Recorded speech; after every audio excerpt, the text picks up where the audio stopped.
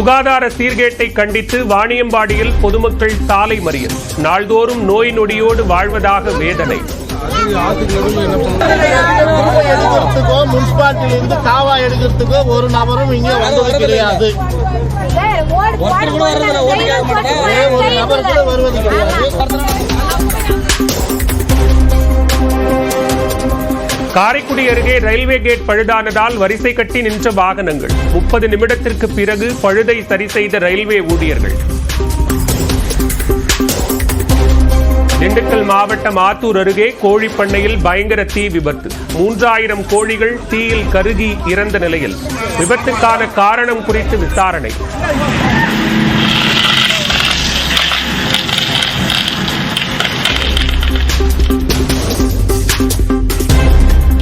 நெல்லை பாளையங்கோட்டையில் பேருந்தில் முண்டியடித்து ஏறும்போது கீழே விழுந்த மாணவர்கள். காலை மாலை வேளைகளில் கூடுதல் பேருந்துகளை இயக்க மக்கள் கோரிக்கை. கிருஷ்ணகிரி மாவட்டம் போச்சம்பள்ளி அருகே மீண்டும் சூடுபிடித்த தென்னங்கன்று விற்பனை. மழை நின்றதால் புலியூர், அரசம்பட்டி உள்ளிட்ட பகுதிகளில் உள்ள நர்சரிகளில் இருந்து வெளி மாநிலங்களுக்கு அனுப்பப்படுகின்றன.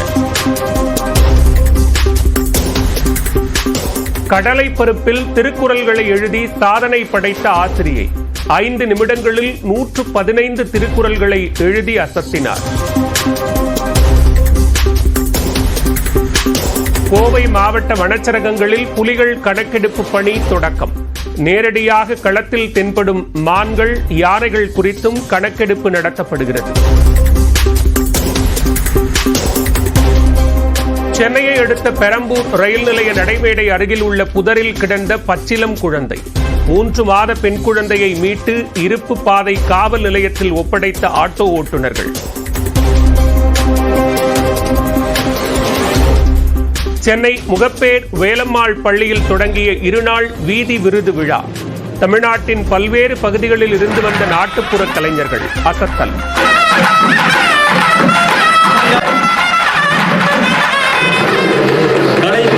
கலைக்குழுவின் தேவநாட்டம்.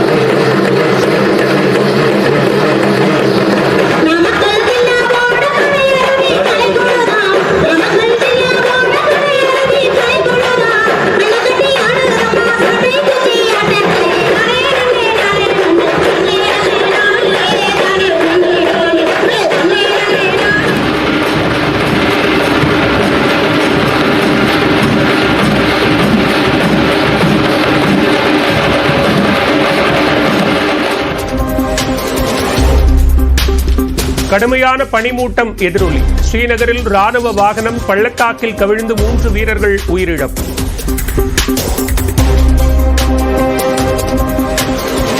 மதுரையில் நடந்த போராட்டத்தின் போது பெண் உதவி காவல் ஆய்வாளரை இடித்து தள்ளிய பாஜக நிர்வாகி கைது. ராமநாதபுரத்தைச் சேர்ந்த சண்முகநாதன் மீது 5 பிரிவுகளில் காவல்துறை வழக்கு பதிவு. டெல்லியில் கடும் பனிமூட்டத்தால் அவதிக்குள்ளான வாகன ஓட்டிகள்.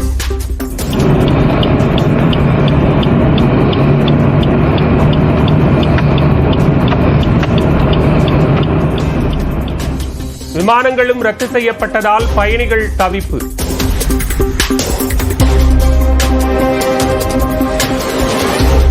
டெல்லி சட்டப்பேரவை தேர்தலுக்கான முதற்கட்ட வேட்பாளர்கள் பட்டியலை வெளியிட்டது பாஜக. அரவிந்த் கெஜ்ரிவாலை எதிர்த்து புதுடெல்லி தொகுதியில் களம் காண்கிறார் பர்வேஷ் வர்மா. சத்தீஸ்கரில் 120 கோடி ரூபாய் ஊழலை அம்பலப்படுத்திய பத்திரிகையாளர் சடலமாக மீட்பு. நீதி கேட்டு ராய்ப்பூரில் பத்திரிகையாளர் சங்கம் போராட்டம்.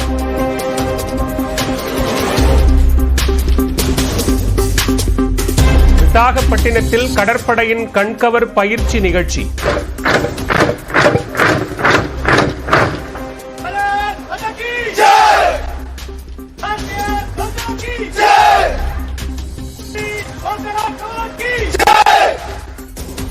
మక్కళై కవర్ంద సూర్య అస్తమన నిగழ்ச்சி సముద్రం వైపు మళ్లించండి.